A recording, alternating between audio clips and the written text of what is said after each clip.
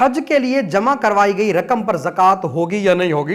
तो देखें, हज के लिए जो रकम जमा करवाई जाती है ना, इसकी दो सूरतें हैं। गवर्नमेंट को जमा करवाई है या प्राइवेट तौर पर किसी ट्रैवल एजेंट को जमा करवाई है। तो देखें, हुकूमत की स्कीम में जो रकम जमा कराई जाती है उसमें से कुछ रकम पासपोर्ट और टिकट के साथ वापस मिलती है और प्राइवेट स्कीम में रकम वापस नहीं मिलती। लिहाजा सरकारी स्कीम में रकम जमा कराने और नाम आने के बाद ज़कात का साल मुकम्मल हो गया तो रवानगी से पहले जो रकम वापस मिलेगी उसकी ज़कात अदा करना लाजिम होगा, और जो रकम हज के अखराजात की मद में कट गई उसकी ज़कात भी लाजिम नहीं।